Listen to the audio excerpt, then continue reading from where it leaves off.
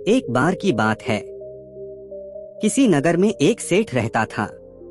उसके पास लाखों की संपत्ति थी, बहुत बड़ी हवेली थी, नौकर चाकर थे। फिर भी सेठ को शांति नहीं थी। एक दिन किसी ने उसे बताया कि पास के नगर में एक साधु रहता है। वह लोगों को ऐसी सिद्धि प्राप्त करा देता है कि उसे मनचाही चीज मिल जाती है। सेठ उस साधु के पास गया और उसे प्रणाम करके निवेदन किया, महाराज, मेरे पास पैसे की कमी नहीं है, पर फिर भी मेरा मन बहुत अशांत रहता है। आप कुछ ऐसा उपाय बता दीजिए कि मेरी अशांति दूर हो जाए। सेठ ने सोचा कि साधु बाबा उसे कोई ताबीज देंगे या कुछ और देंगे जिससे उसकी इच्छा पूरी हो जाएगी, लेकिन साधु ने ऐसा कुछ भी नहीं किया।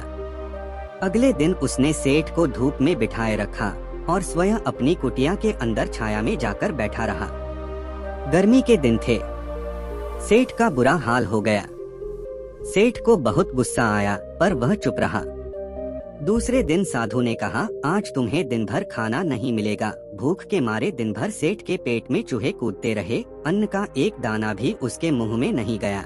लेकिन उसने देखा कि साधु ने तरह तरह के पकवान उसी के सामने बैठकर बड़े आनंद से खाना खाया। सेठ सारी रात परेशान रहा।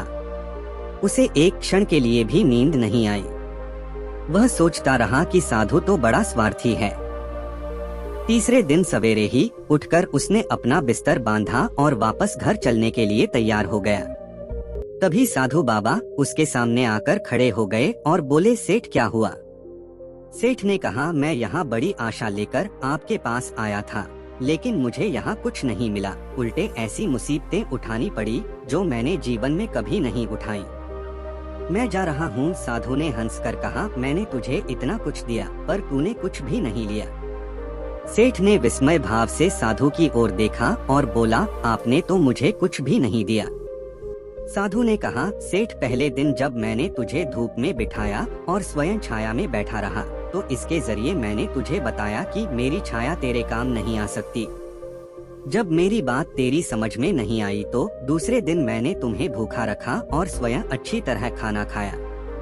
उससे मैंने तुझे समझाया कि मेरे खाना खा लेने से तेरा पेट नहीं भर सकता। फिर साधु ने कहा कि याद रख, मेरी साधना से तुझे सिद्धि नहीं मिलेगी।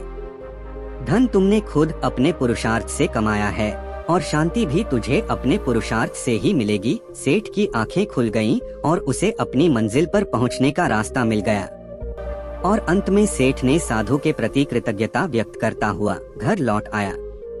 दोस्तों, अगर आपको यह कहानी पसंद और आपके लिए उपयोगी साबित हुई होंगी तो अपने दोस्तों के साथ अवश्य शेयर कीजिए। ऐसे ही और मोटिवेशनल कहानियों के लिए सब्सक्राइब जरूर करें। B S motivational. Thanks for watching.